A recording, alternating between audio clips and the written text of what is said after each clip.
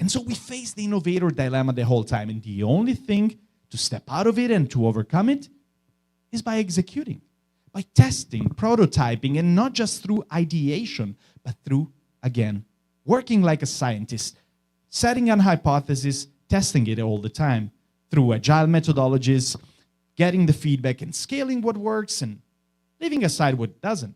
And there is this great book by Larry Bossidy, Ram Charam, that suggests, among his first phrases, that basically execution is the only thing that provides us the feedback that we need in order to pivot and to change our projects. Oftentimes, we follow our projects, like that we decide under one roof without getting so much feedback from the customer, and we do not get feedback in between. And so the problem is that we oftentimes end up very far away from where our customer wanted us to go. Why? Because we didn't collect the feedback. When we execute something and test it and prototype the whole time, we'll get much closer to where the market and the consumer wants us to be.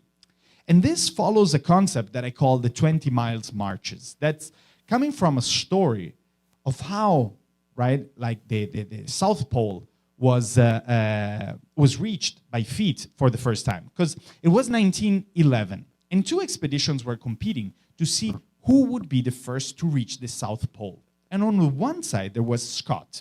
And his expedition, they had a strategy where on sunny days, they would push the most they could, do 100, 200, 300 miles, and they would rest on very cold days. Now, on the other side, the Norwegian Amundsen, he had another strategy. Every day, he would do 20 miles.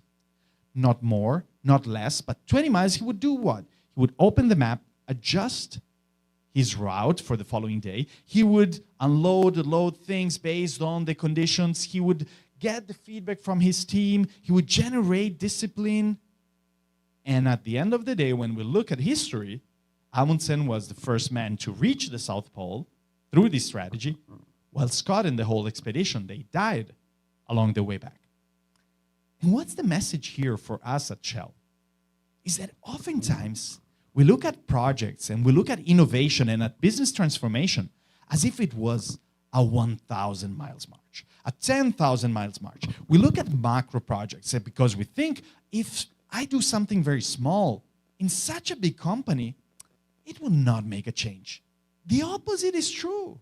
It's the sum of the small actions that will provide us to be much more innovative than just those few shots that we decide by the end of the year what we'll do over the next year in a changing market, in a changing environment, in a very unpredictable world, but that we stick to it because we've spent so much time planning oftentimes, but we don't get the feedback. And so when we experiment something, maybe even as small as changing the color of a button on our website, of changing one step of the process, is not the whole process, of implementing digital twins, maybe not in the whole factory, but maybe in just one small step of the process, that's how we get the feedback, and we scale what we like as a result, and we set aside what we don't like.